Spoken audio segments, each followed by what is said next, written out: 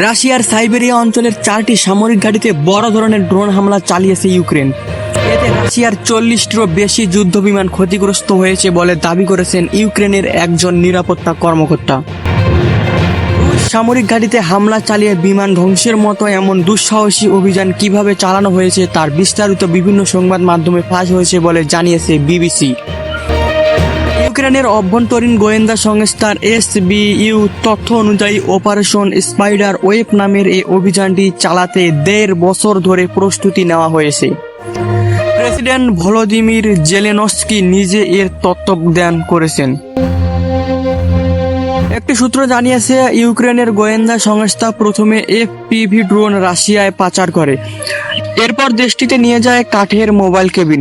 Drone ও কাঠের কেবিনগুলো রাশিয়ায় পৌঁছার পর ড্রোনগুলো ওই কেবিনের ছাদের নিচে লুকিয়ে রাখা হয়, আর ওই কেবিনগুলো রাখা হয় ট্রাকে। হামলার সময় ওই কেবিনগুলোর ছাদটি রিমোট কন্ট্রোলের মাধ্যমে খোলা হয়। এরপর ড্রোনগুলোর রিমোট কন্ট্রোলে কেবিন থেকে বের করে রাশিয়ার বিমান ঘাঁটিতে থাকা বিমানের উপর হামলা চালাতে থাকে ইউক্রেন। ড্রোন হামলার ভাইরাল ভিডিওতে দেখা গেছে একটি ট্রাকের উপর থেকে ড্রোন বের হচ্ছে। ইউক্রেনের ধারণা আজকের হামলায় রাশিয়ায় অন্তত $2 বিলিয়ন ক্ষতি হয়েছে।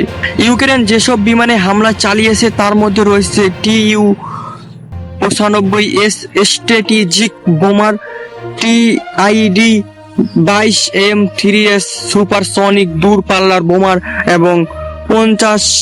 এবং A-50 সংকেত ও নিয়ন্ত্রণ বিমান।